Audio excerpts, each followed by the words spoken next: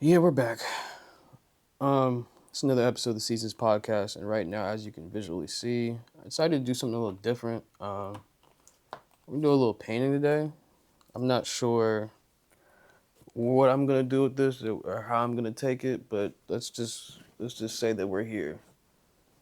Uh, yeah. With that being said, let me get my utensils together. But I mainly wanted to talk about a few things for this podcast episode, and the reason why is because I really want to delve into what I see people my age do over and over again. And I feel like I want to be able to shed light on why I haven't, I guess, gotten into that threshold, or I guess that state of being. Because, long story short, today we're talking about fatherhood. And I think that it's one of the most common things that we as men, especially black men, if you didn't grow up with a certain amount of people or grow up with the right person in your life, it's one of those things where you're always going to be confused about what that's supposed to look like. And I think for me, I think to even talk about my own experiences, I didn't grow up the same way. I'm just as much as a common statistic as the next person. I didn't grow up with my father around, not consistently at least, for the longest. I had my dad around for a good period of time, but it was never like a reliable thing. And that's not to say that, people aren't capable of change or people can't show up in certain capacities. But for me, the reason why I like video games so much, to be honest, although before my dad even introduced me to certain games, is because whenever I would go hang out with my siblings on the weekend, it was just something that we just did. It was just something that we did. We played Call of Duty or zombies or things of that nature. And that was kind of how we bonded for the longest period of time, was basketball and Call of Duty or video games. Insert whatever game you want to be, whether it's ragdoll fighting or the case may be. I should really put some white on this before I even get to the acrylic part. But I say that to say, like, I didn't grow up with, like, the father-son relationship that I typically got. You know, some people, when their dad isn't in the house, they don't even get that. And, for a good majority of my life, I did have my father. He just wasn't in the house. He also wasn't, he didn't really teach me a lot. I think a lot of times he taught me, well, if anything, he taught me game, but it wasn't like game I could use in a sense. He knew a bunch of stuff. It just wasn't applicable to me at the time. It didn't come applicable to me, to be honest, until later down the road. But it was never something that, like, I don't know. It's a weird slippery slope. You know, I'm the oldest boy, so the responsibility was always instilled. I need to take care of so and so and so and so, so and so and so and so. I need to be able to do this. I need to be able to do that. And I think it just became something that's like you just stuck with it. But the crazy thing about it is that even in times where I was with my dad for a weekend and some change or whatever, and I saw my siblings, like my brother and my sister, it's just like, it's one of those things where it's like, even though I saw them, my dad was never a reliable person when it came to timing, when it came to doing stuff, when it came to like going out and about. Or a lot of times he would flake. Oh, this is where I learned a lot about trusting people in general. If my dad ever told me he's going to be somewhere in 15, 20 minutes, guarantee he'll be there in an hour. I remember one time my dad was like, I'm coming to get you. I got to put gas in the car. It was 2 hours later. And when he got to me, gas tank was empty. So it's just, you kind of get accustomed, especially as the oldest, you get accustomed to how somebody lies. You get accustomed to like how somebody will stretch the truth. You get accustomed to many different things and different facets of life. And it's one of those things where, like, I think my relationship with my dad was one of them. It's one of the reasons why I can tell when somebody's lying to me. Because from such an early age, such an early age, I had to dictate the two. And that's just how I grew up with it. And I think for the longest, eventually, my dad wasn't at any of my track meets. He wasn't at any of my taekwondo test. He wasn't at any of my big events like my band concert or anything. My grandfather was. My grandparents were. My mom, my aunt. But the thing that's interesting is I didn't have my dad consistently with me. And I kid you not, and some may think about this the wrong way, but if anything, everything I never wanted to be, I was able to avoid by not being around my dad 24/7. And I'm glad I was able to. And that's not to say I don't have qualities of him still, because I am his son. If you saw me and my dad next to each other, like, you would be like, oh wow, those are twins. It's just strong genes. But the fact of the matter is, I'm glad I was able to turn out, more like my grandparents than my father, because it allowed me to be a different type of person, see things differently, experience things differently.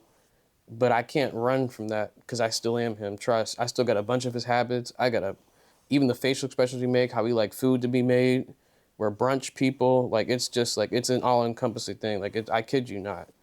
It's just something that it's just a thing. If your last name is Bundy, you'll know. But it's just one of those things. But I realized shortly after, like, there were situations that came out after that I was like, dang. I think when I was younger, I never looked at it as absence because I had my grandparents, I had my great-grandparents, but the fact of the matter is it really was still for me. And I think that's how a lot of people get their abandonment wounds, is because you might have like your grandparents, but the immediate two parents that you have, you expect it to be a certain way. If anything, the fact that I saw my grandparents together really solidified that there's something missing here at home. And that was when I was younger. So it's just like, it's one of those things that I think as we grow older, it changes our perspective. And I think for me, it did. And eventually my dad stopped coming around in general. You know, you could never trust him to tell the truth, but one thing you can trust him to do is tell you half of one. And so I think at a certain point, especially my dad stopped being in my life, I think for me, and the reason why I start with this topic, because I really want to express how it feels in this type of environment, to see if other people my age, other men my age who had their father around or maybe never did at all, to feel more vulnerable and feel more less emotionally incarcerated, to be like, you know what, my father wasn't around, so I do this. Or I don't want to be just like this, I want to be just like that. Or if someone's in a place where this conversation is like more beneficial than it does harm, it's like, why not, And so for me, at a certain point, something that God instilled in me ever since I was, maybe even kindergarten. I remember just throughout my life, just having so many dreams of how many kids I'm going to have, or my firstborn, really my firstborn. I remember the earliest time I had a dream about my firstborn, and I was like, wow, this is something that's like, I can't fathom the feeling that I get. I can't fathom it at all.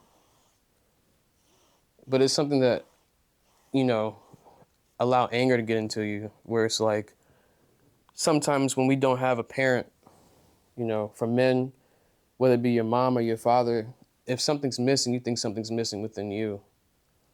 And I mean, of course, there are nuances to it. There's a billion nuances to it, because there's so many different ways to skin a cat, so many ways to process life.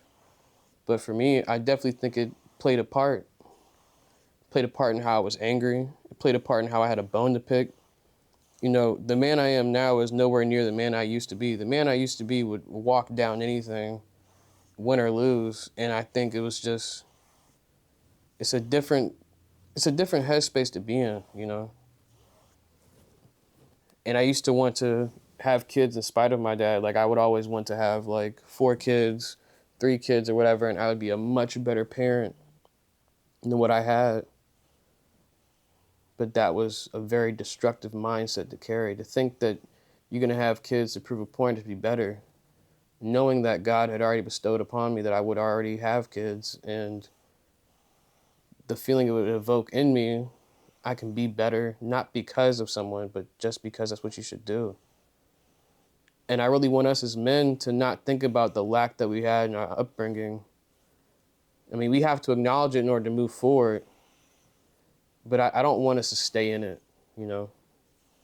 The reason why I'm going to be a good dad has nothing to do with anyone that I've experienced in parenthood.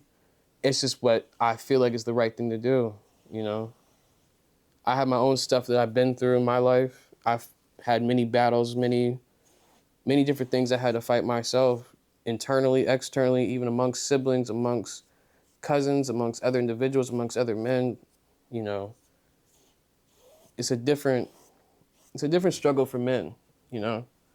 It's one of those things that you never know. I had to cut real quick. Had a little bit of noise going on. But as I was saying, I just think that us as men, we have to do a better job of just navigating emotionally, financially, like the whole 9 yards. Not this joint is not staying up. Hold on.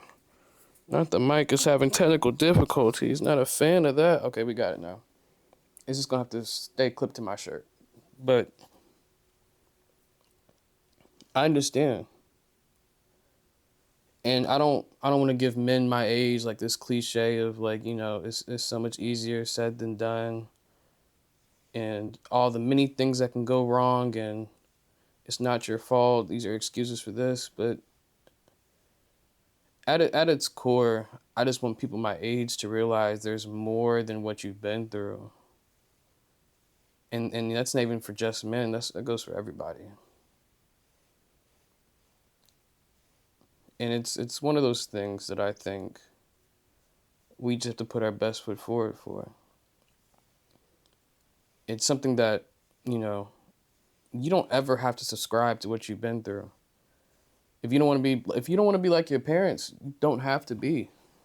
Just stop subscribing to it. And just like that, it's done. You're no longer inside the space in which you're afraid of just by admitting that you don't want to be like them, and so you won't. That's the amount of power that you can have over yourself, over your emotions, over who you want to be. It's really that easy. Now, of course, like the doing part of it is clearly not going to be that easy, but when has anything that's been worthwhile ever been easy? You know, I do my very best to try to be the best that I can be every day. And it gets played out, trust me. I promise you on the 10th episode of this podcast, the 9th, the 11th, the 12th, you'll never stop hearing me say I do the best that I can. I'm not better than nobody, because at the end of the day, I'm not. But let's be real. The issue with using the absences in our life to make up for how we faultily show up in our own or other people's lives is our own fault. You know, it's not your fault that your parents left you. It's not your fault that things happened to you that you weren't in control of. But we have to stop using that as an excuse. We have to be better. And it's not to say this is some self-righteous monologue or anything like that, because I fell victim to it myself. You name it. Trust. It's in the genes. Because it's something that I found in my walk of who I am as a man, and just loving the people around me, or treating people wrong, or treating people from a hurt place. You realize that when you really are running from who that person is, or who your shadows are, or who your parents are, what you don't realize is that you run into them just by doing that. You just have to face it. You have to face it head on. I've hurt so many people in my life trying to overcompensate or protect or be more arrogant than, just to show that I'm better than what I had. And the fact of the matter is, and that was when I was most like him. You know? And that's a real thing that I think men go through.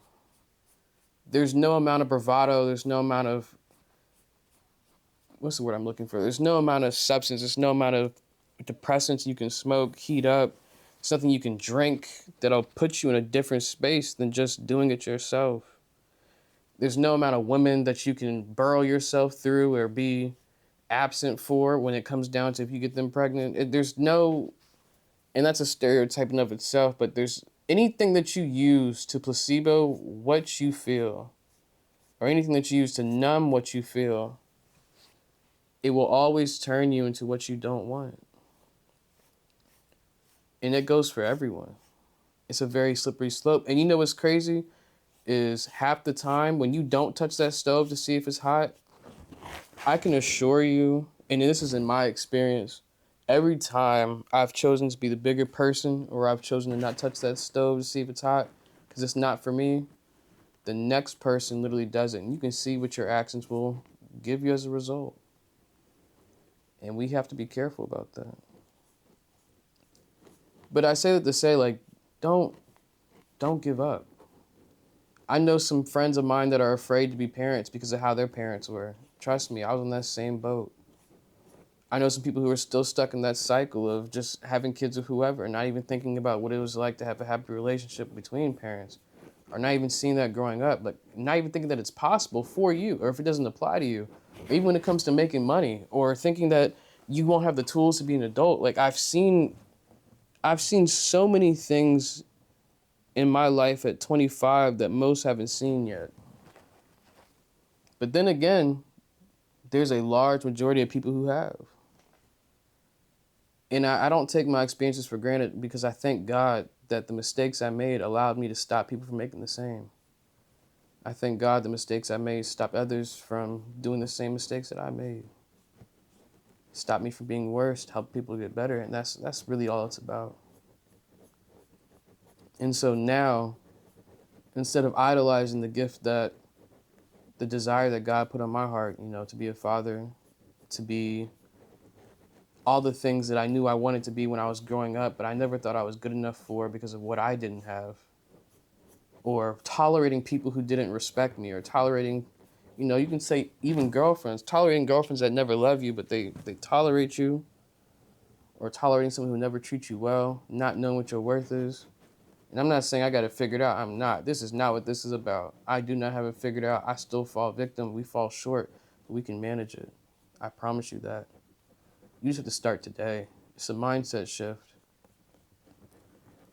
The good book says a wise man falls 7 times and gets up 8, but a wicked man falls into mischief.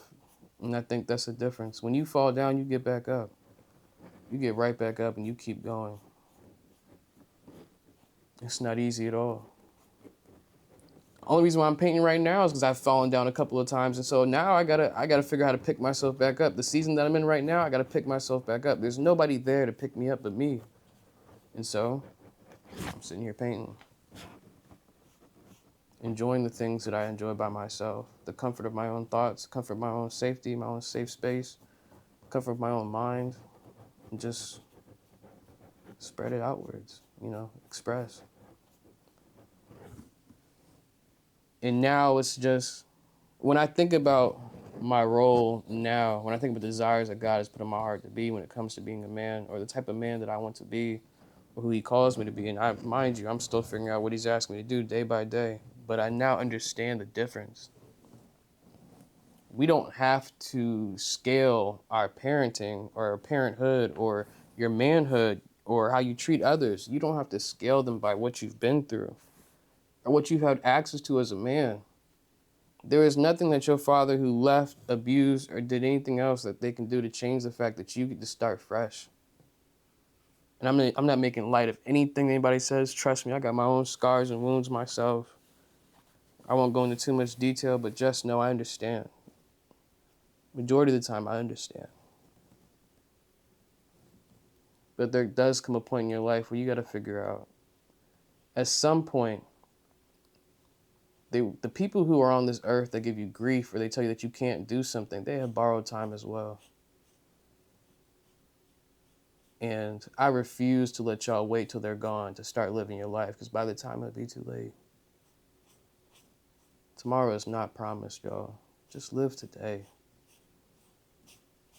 treat women right, treat yourself right, believe in yourself, work hard for something that you want. Even if nobody else understands what you're working hard for, just keep working for it. Trust in God, allow Him to guide you,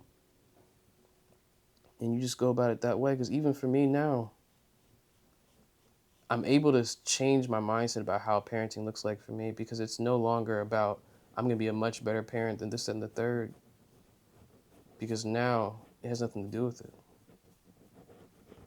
Or I bet you one thing that we've probably always been worried about is I can't teach my son how to do car stuff. No one ever taught me how to do car stuff to that extent. No one taught me how to do housework. No one taught me how to manage, do the roof.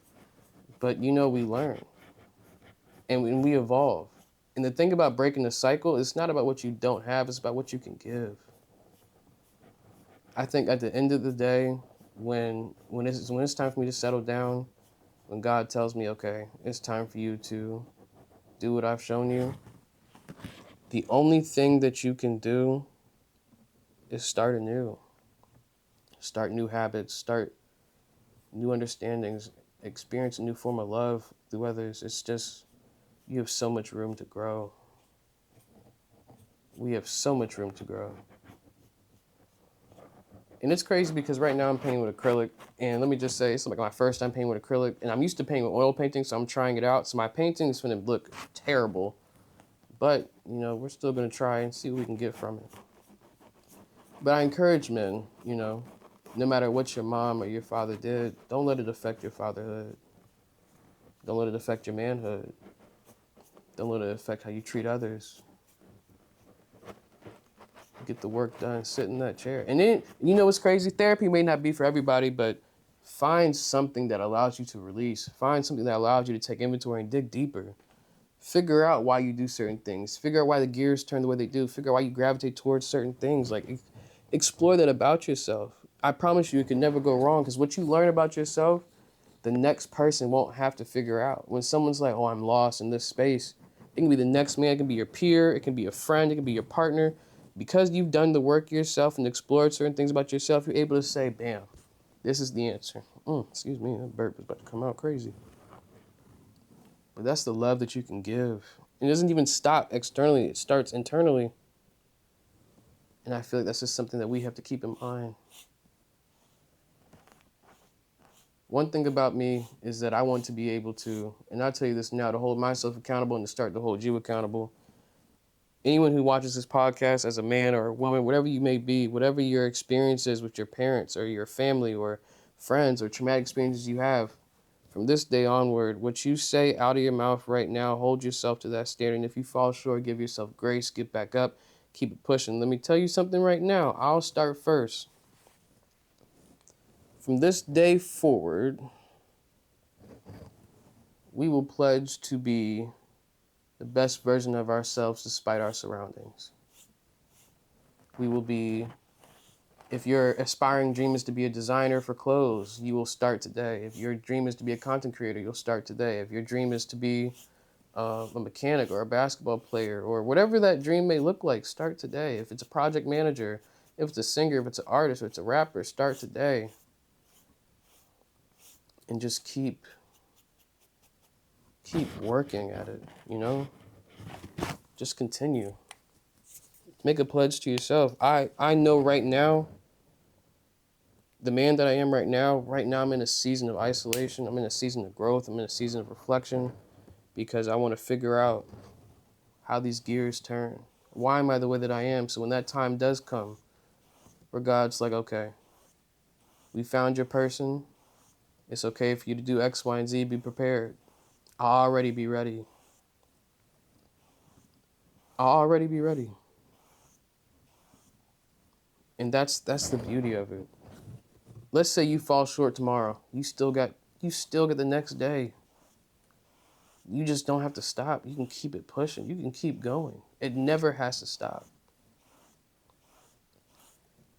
I knew that when I had a dream about what my firstborn would be like, I knew from that point onwards I needed to work hard.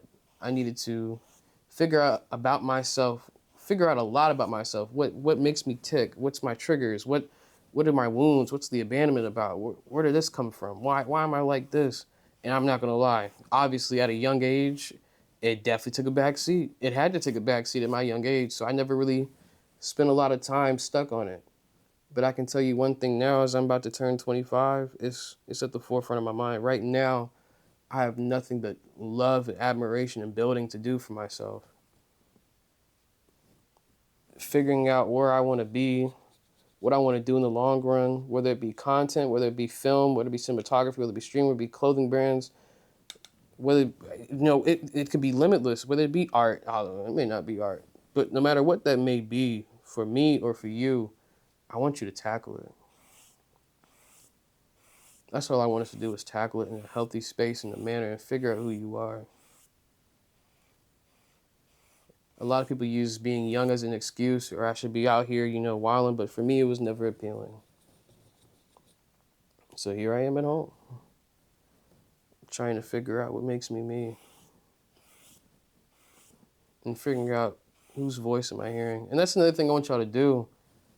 Whenever it comes to like thinking about doubting yourself, or if you're not sure if you can do something, or if you feel like you're not good enough, whose voice is that?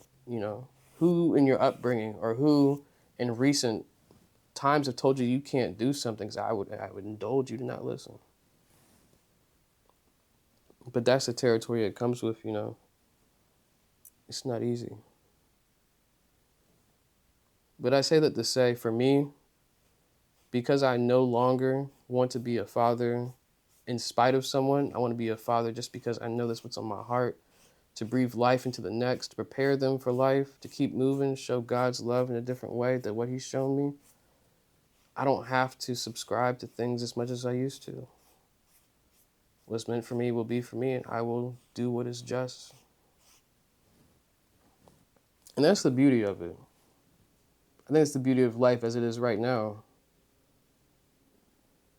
is that everything that I will into fruition is already set in stone. Like everything that is part of your purpose, everything that makes you get up in the morning, everything that makes you move quicker or slower. And even right now, I'm in a very rough season myself. Y'all can probably tell, or not, it depends how close you're looking.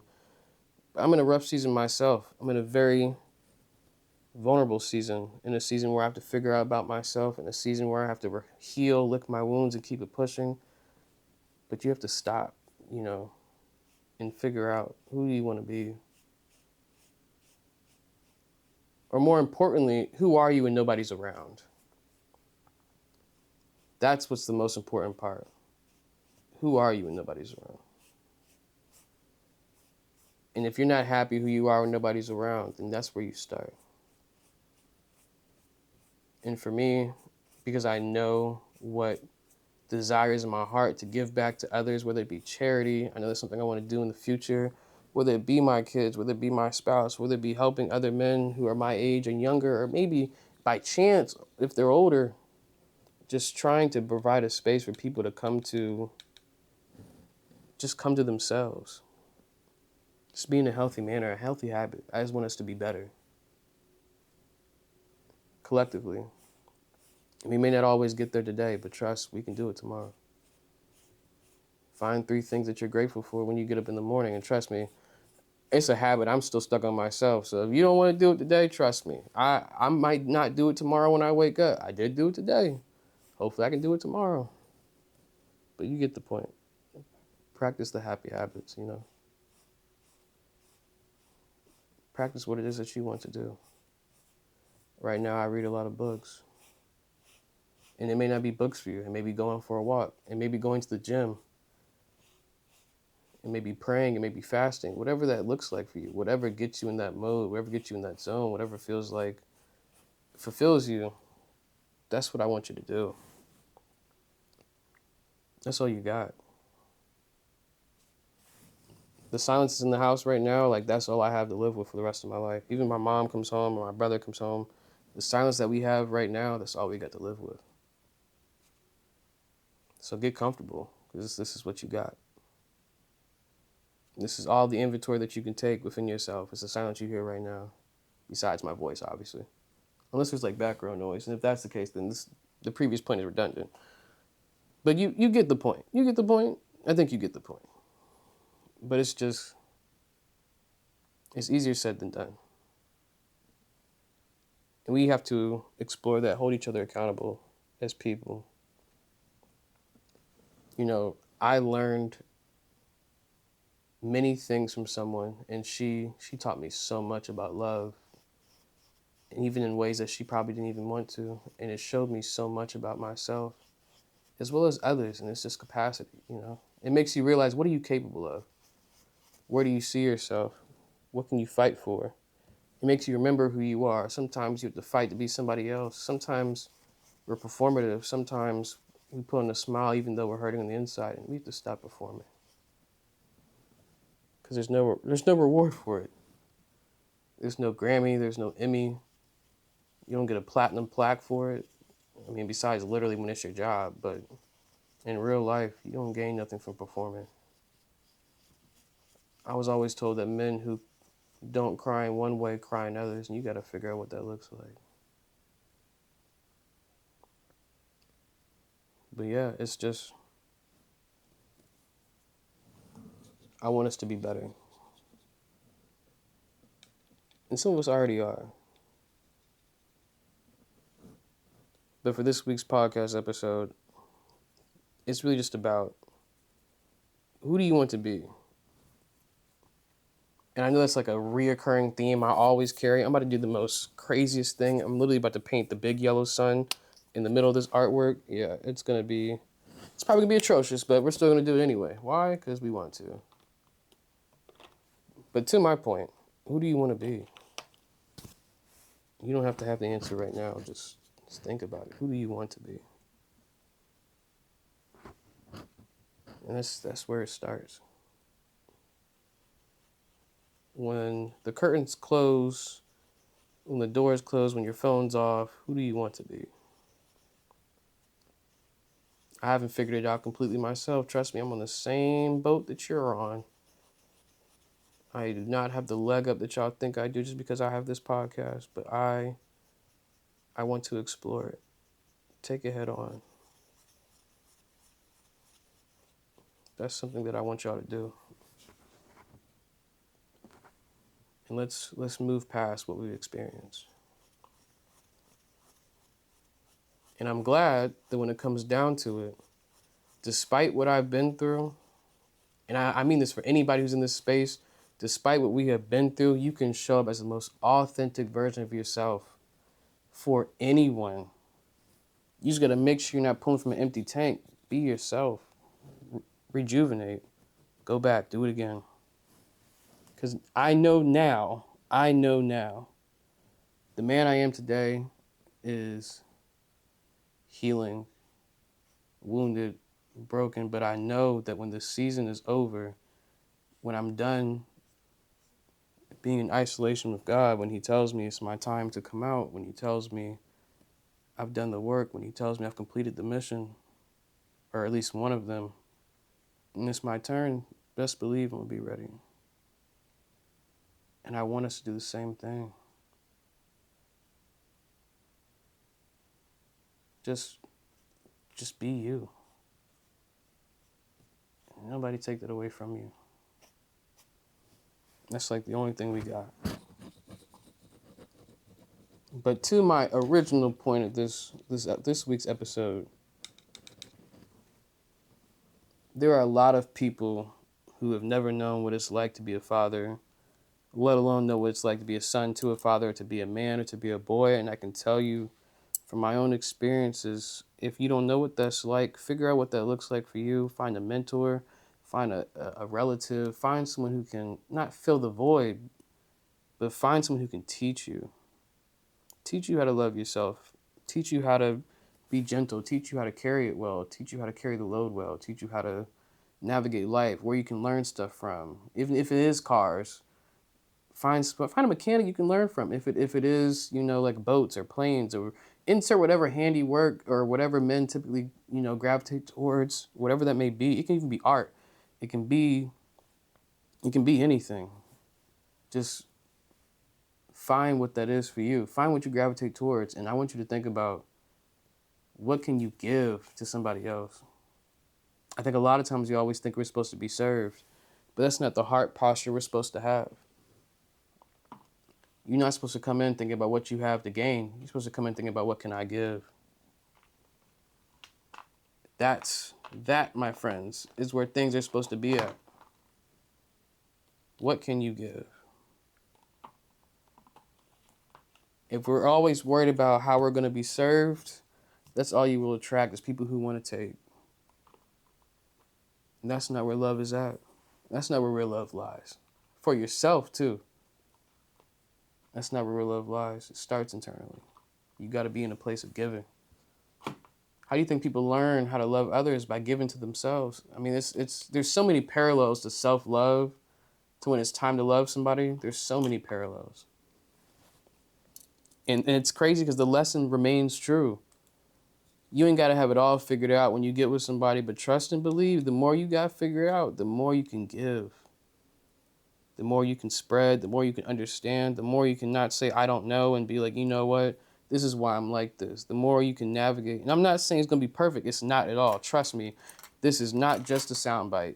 Do not think that everything is perfect storm, perfect weather. It's not self-seeking, because I feel like our culture is so embedded in being selfish, always worrying about ourselves. Me, me, me, me, me. What can I take? What can I take? What can I absorb? But it's never about what you can give. And that's like the whole point. If your heart posture is in a place to give, even to yourself, you got to take some inventory, reevaluate. And so for me, the point of this podcast episode is really to just talk about what you've been through is not necessarily a reflection of what you have to be, or what you're going to be, or what you have to believe in. You know, I found in my time period someone that I feel like really reflects like the type of man that I want to be. And right now I'm in a different space. Like I said, I'm not in a perfect space either. Trust me, I'm in a rough season myself, but it's just something that I think about. When I think about fatherhood, I think about what my father showed me, because it wasn't all bad. It wasn't all bad.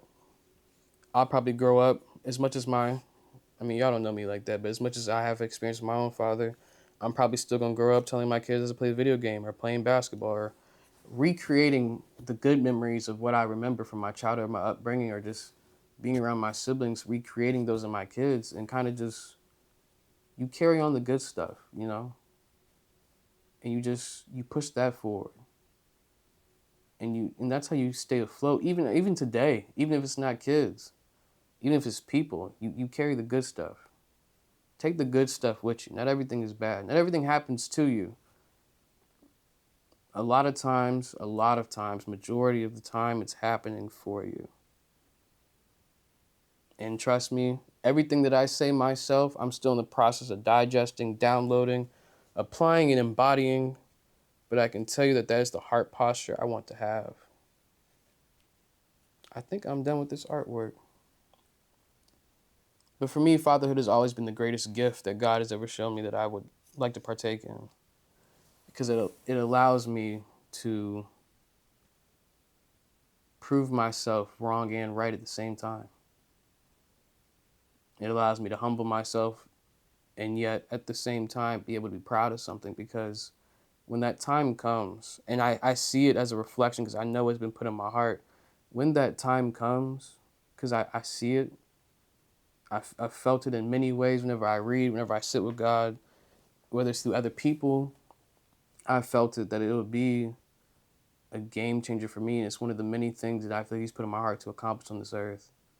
And it's my own unique experience I'm going to experience. And I was thinking about that, and I realized that there are so many things I've been through. And I'm only 25. There's so many things I've been through that could affect that process, and yet it did not keep me down. A lot of things we survive. And I think that's what we should continue to do. Continue to do. Oh, gibberish. But it's the same thing for us. So it's one of those things. Now, this painting is terrible. This is what happens when you have acrylic. It looks terrible. But y'all go out there and touch grass. This is Seasons Podcast. Y'all be easy. Peace.